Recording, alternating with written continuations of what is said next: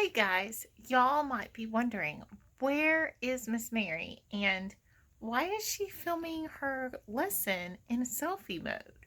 Well, I wanted to bring you to my closet and talk a little bit about clothes. What? Yes, clothes.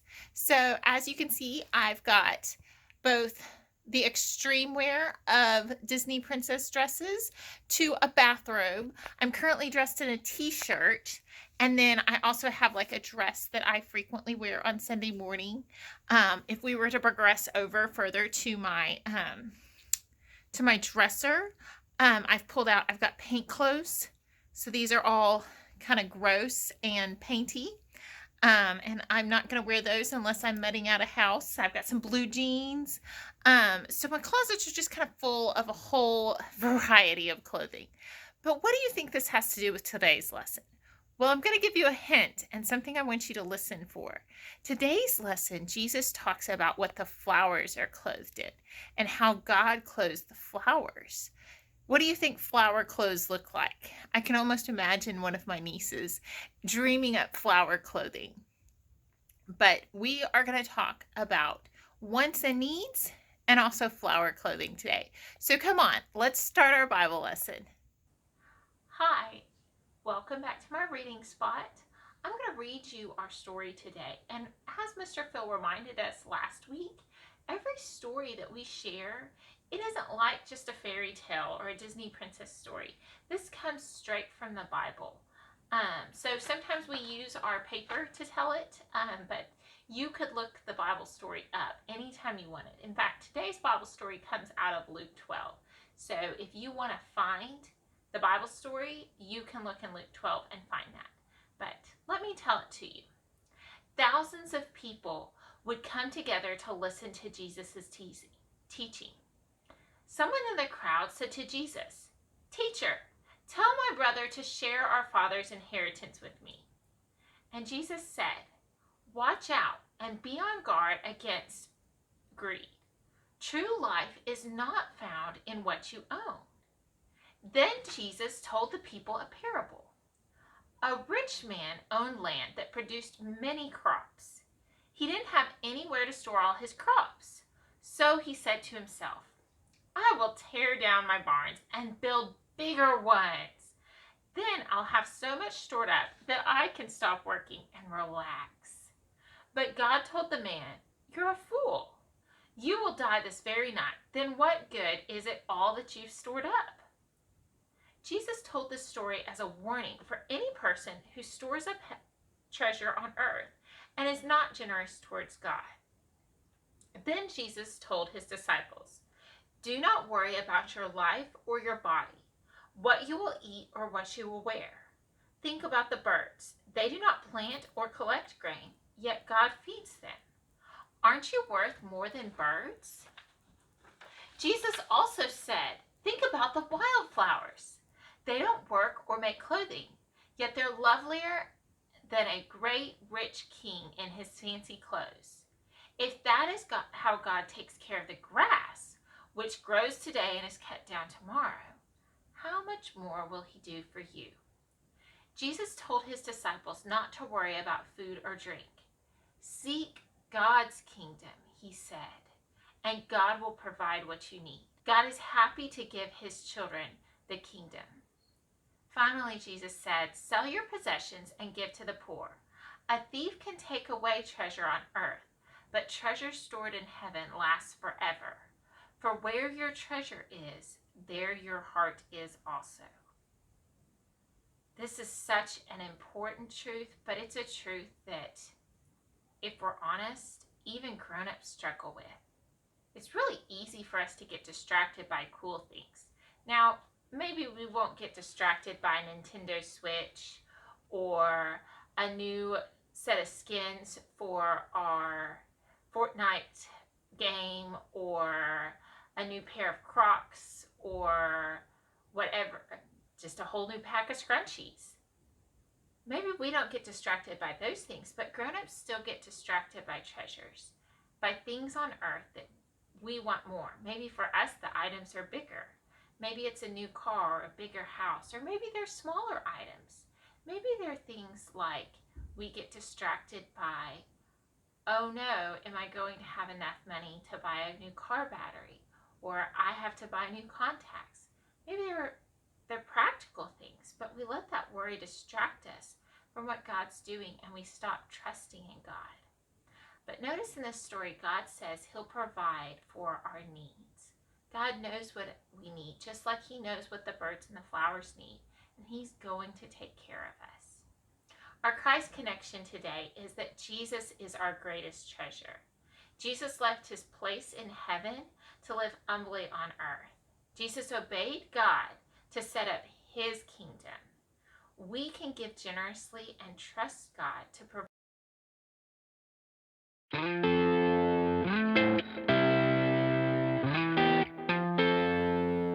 Thousands of people came together to listen to Jesus' teachings.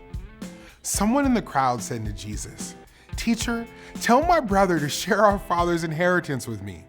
Jesus said, "Watch out and be on guard against all greed. True life is not found in what you own." Then Jesus told the people a parable. A rich man owned land that produced many crops. He didn't have anywhere to store all of his crops, so he said to himself, "I will tear down my barns and build bigger ones. Then I'll have so much stored up that I can stop working and relax." But God told the man, "You are a fool. You will die this very night, and then what good is everything you have stored up?" Jesus told this story as a warning for any person who stores up treasure on earth and is not generous toward God. Then Jesus told his disciples, "Do not worry about your life or your body, what you will eat or what you will wear. Think about the birds.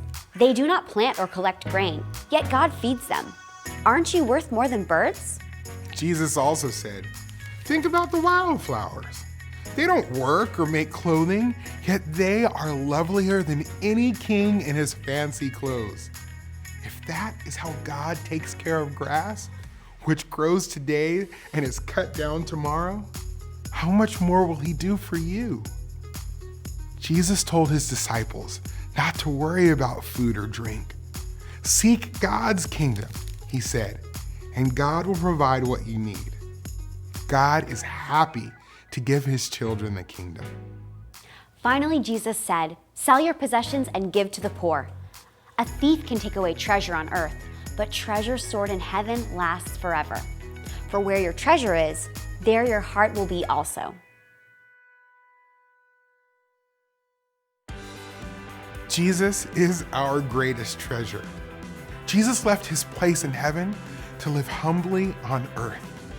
Jesus obeyed God to set up his kingdom. We can give generously and trust God to provide everything we need.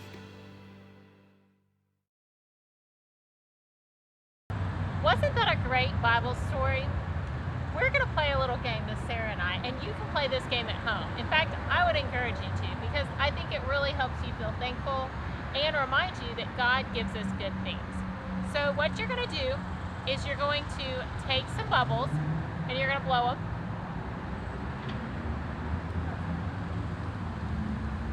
I think I blew 10.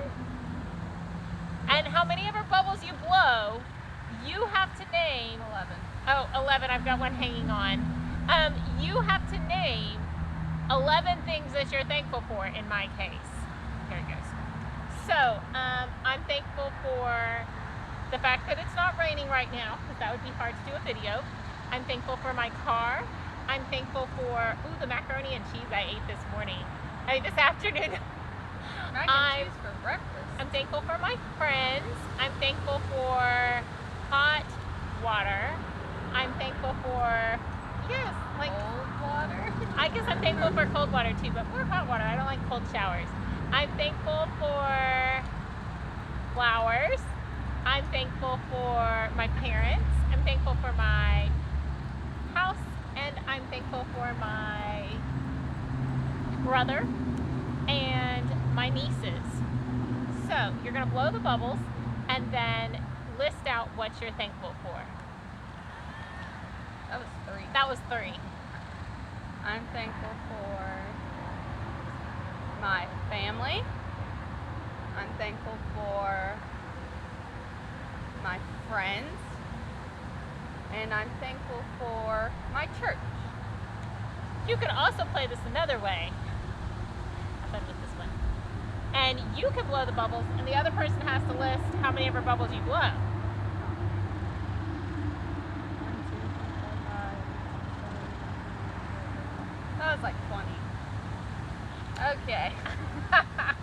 I can't repeat the ones I've said earlier. No. Okay. I'm thankful for the Bible. I'm thankful for chicken nuggets. I'm thankful for my phone. Thankful for my car. Thankful for electricity. I'm thankful for my laptop. I'm thankful for grass to sit in, because sitting on the concrete would be uncomfortable. I'm thankful for animals. That's a big category there. I'm thankful for trees to look at in the wind. Thankful for clouds to make sure it's not always super hot and sunny. It's 10. Thankful for sweet tea. It's tea day. It's National Tea Day. I'm thankful for that. I'm thankful for garbage people, so we don't have to keep it around us. It'd get very stinky if we That had would garbage stink. other stuff. I'm thankful for sports, even though they're not really happening right now. I'm thankful for Target and Walmart. Thankful for air conditioning. Thankful for refrigerators. Then you can eat, you have more food options at home. Thankful for snacks. Thankful for goldfish. I feel like it deserves its own. One more. I'm thankful for tacos. I was wondering when that one was going to come I up. don't know why. I didn't say Okay, that we'll last do time. one more round. Give me this. So you can make it as hard or easy as you want.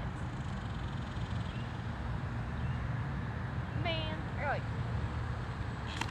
I was like, you think it was 10 or 7? Because I think I counted 8. 8. Okay, we'll go with 8. All right. I am thankful for my Aunt Cynthia's cranberry bread. It's a big deal in my life. I'm thankful for all my shoes. I'm thankful for contact lenses and glasses, because elsewise I couldn't see. I'm thankful for any type of gummy candy. Gummy candies, gummy bears, all up there. Yes. I am thankful for llamas because they bring me joy. I'm thankful for, this is really sad. How have we not been thankful for this one yet? I'm thankful for Jesus. the Bible. Okay, you said the Bible. Well, I'm specifically thankful for Jesus. I am thankful for, did I say my nieces? Yes, you did. Did I say my nephew? Oh, I'm thankful for him. Didn't forget about you, Honor. I'm thankful for my grandparents. Hi, Grandma! And I'm thankful for my Aunt Ruth and Hannah. And I should probably be thankful for all of the family I haven't listed. I love you guys too. Oh, that was 10. Anyway, play this game with your family, and if you want, send us a picture of you playing this game. Or video. Yeah. Now on to questions from kids.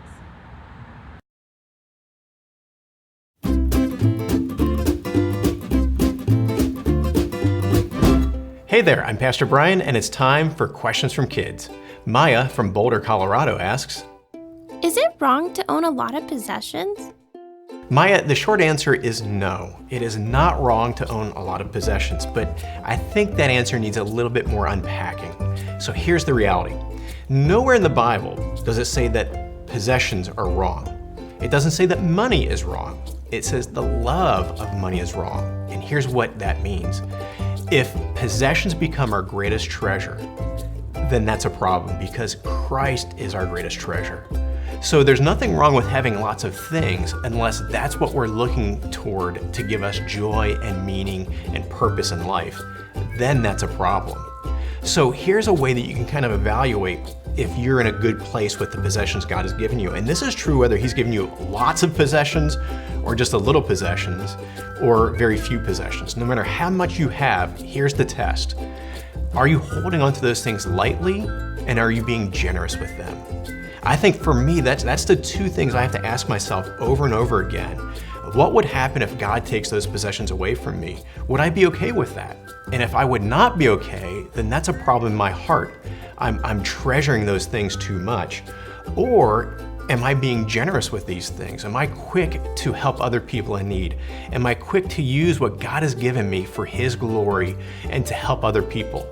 Really, that's why God has given us what He's given us. He's given us things so that we can enjoy them, yes, but also so that we can use them to point others to the one who's given us those things, that we can point them to God. So are you being generous with what God has given you, and are you holding lightly onto them? If you can answer both those questions yes, then there's nothing wrong with it. There's nothing at all wrong with God giving you lots of possessions. So here's a question back for you. How can you use your possessions for God's glory?